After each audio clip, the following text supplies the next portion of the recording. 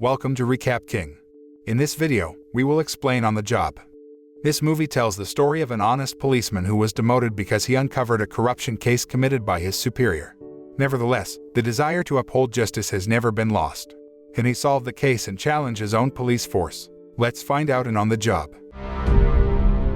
On the Job begins by showing two assassins stalking a target in the middle of a busy street. They are Mario and his student and subordinate named Daniel. The two of them are following a drug dealer, too. From a distance, a mysterious woman watches Daniel and Mario's actions. In the street full of people celebrating a festival, Mario sneaks up on two until he finally shoots him in the head.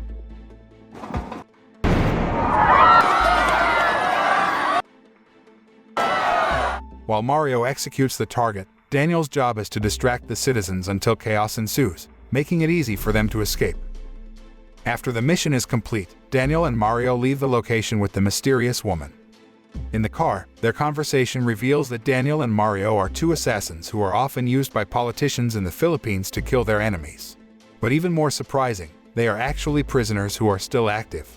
So that after carrying out the mission, the mysterious woman took them back to the prison, where the guards and prison guards seemed not surprised by the action and brought them back in. On the other hand, the police try to solve Two's murder case. A police officer assigned to investigate the case, Joaquin Acosta, raided residents who were having a drug party. The error in the assignment led to the superiors and the police calling Joaquin back to the office, where he was told that from then on, the murder case would be transferred to NBI agent Francis Coronel and his partner Bernabe. Joaquin could not dispute the decision and finally took Francis and Bernabe to the file room to collect data and case documents. Joaquin felt an irregularity in the delegation of the case and accused Francis of being sent by someone of higher rank so that the murder case could be covered up. Joaquin's accusations angered Francis, which led him to insult Joaquin as an old lowly police officer. Joaquin, who was about to leave the file room, turned to face Francis and Bernabe and said that he got it with honesty even though he was a low rank. Long story short, Francis heads to a place where he meets Congressman Manrique, who is none other than his father-in-law. He informs Manrique of the case's transfer and asks why he was assigned to the case. Manrique ignores Francis' questions and only tells him to do the job if he wants to get promoted.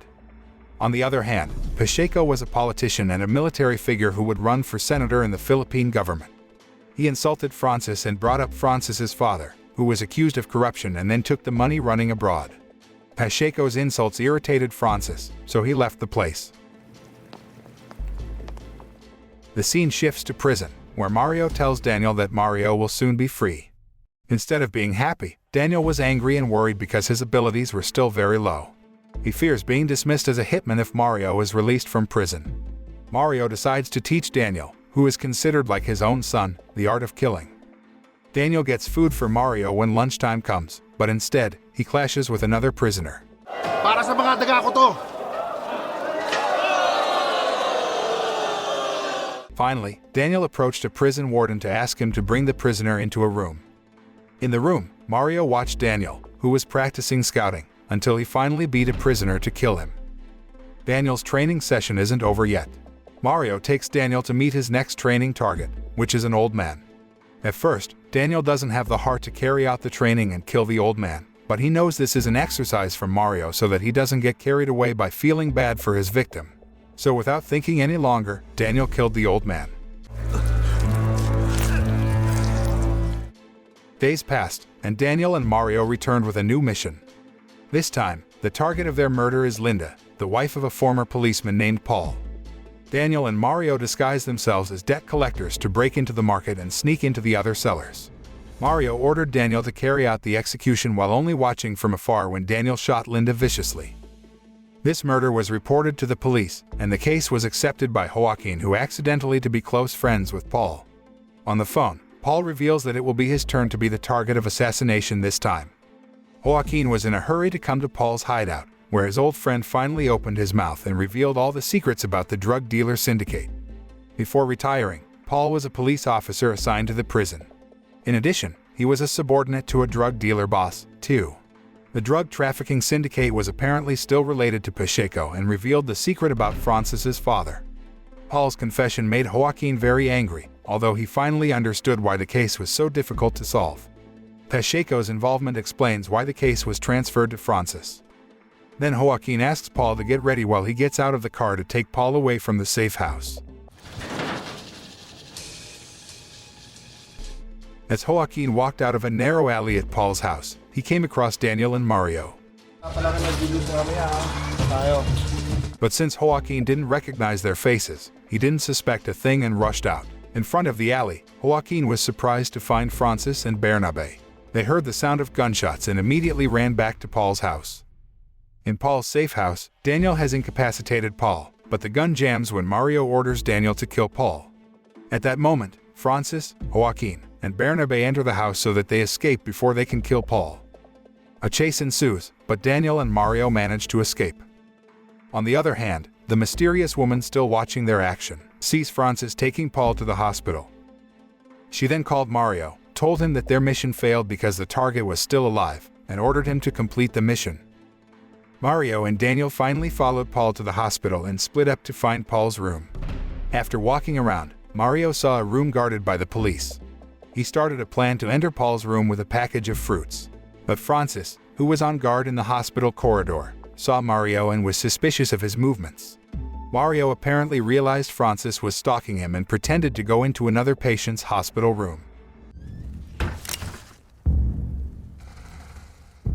At the same time, Daniel accidentally fired shots into the air and shot dead a cleaning service to distract Francis and other police officers from Mario.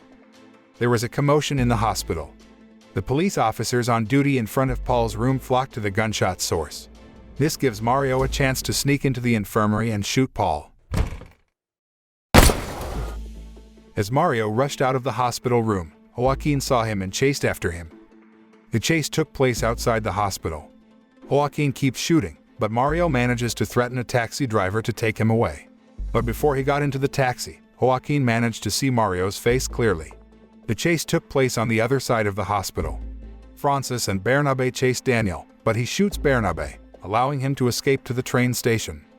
Then Daniel hurriedly slipped into the carriage and changed his clothes so he wouldn't be recognized by Francis, who was still chasing him. After failing to catch up to Daniel and Mario, Francis rushed to his father-in-law's house. He is angry with Manrique because it wasn't an ordinary murder case. Francis then threatened to reveal the case of the drug trafficking syndicate masterminded by the politicians to the media.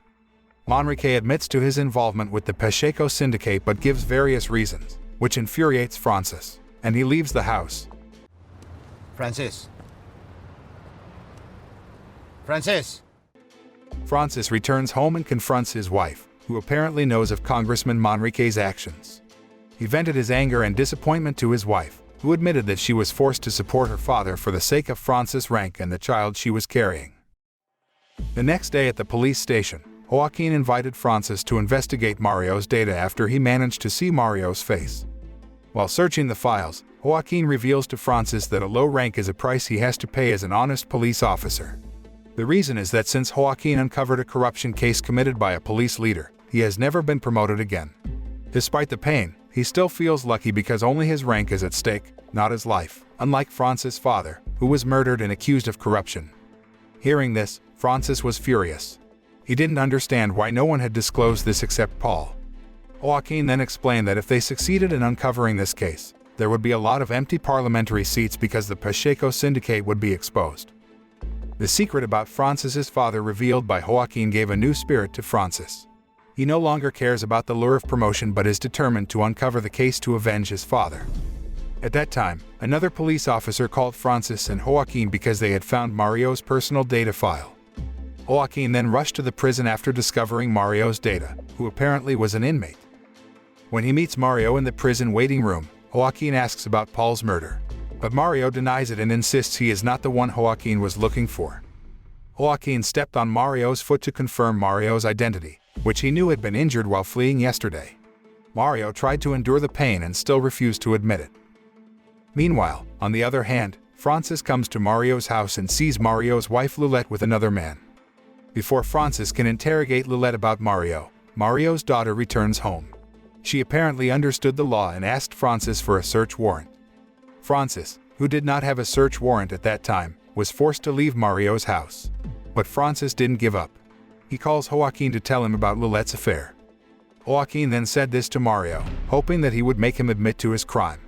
Unfortunately, even though Mario looks surprised, he still refuses to admit it until Joaquin gets even more annoyed and points a gun at his head. Mga salot kayo! Bang! Not even getting a confession from Mario, Joaquin suggests that Francis try to find evidence from Congressman Manrique. Although he eventually goes to Manrique's office, Francis initially rejects Joaquin's request. In front of the office, Francis meets Pacheco, who has just left. Francis, already angry with Pacheco, pointed a gun at him, which his aides would easily ward off. Pacheco seemed not afraid of Francis and instead said that if he wanted to catch corruptors, then think like a corruptor. These words finally make Francis cancel his intention to meet Manrique. Interestingly, the next day, Manrique called Francis to a meeting with Pacheco. At first, Francis thought he would be dismissed from the case, but apparently, his suspicions were wrong. Manrique and Pacheco instead talk about the next target for murder, who turns out to be a policeman. From the conversation, Francis knew that the next target would be Joaquin. Francis acted quickly and secretly recorded their conversation on his cell phone. Francis's actions apparently caught the attention of one of the bodyguards, but when he tried to look at Francis's cell phone, it turned out that the cell phone was turned off. In prison, Daniel gets a new mission that he must do alone. He was picked up by the mysterious woman and received a file containing the target's data. Meanwhile, Francis is on his way to the police station and calls Joaquin to tell him he is the next target. Francis asked him not to leave the police station until he came. Arriving at the police station, Francis had just opened the car door when Daniel approached and shot him.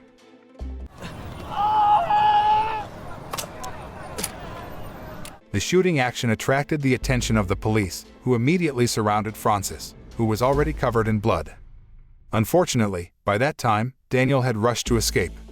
Joaquin, who came out of the office, immediately chased the convoy of cars, which he believed to be the perpetrators of the shooting of Francis, even though in the car were Pacheco and Congressman Manrique, not Daniel.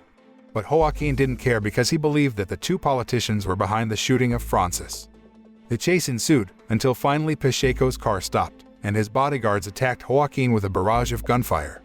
But at that time, the police arrived and immediately arrested Pacheco, Manrique, and all of his bodyguards.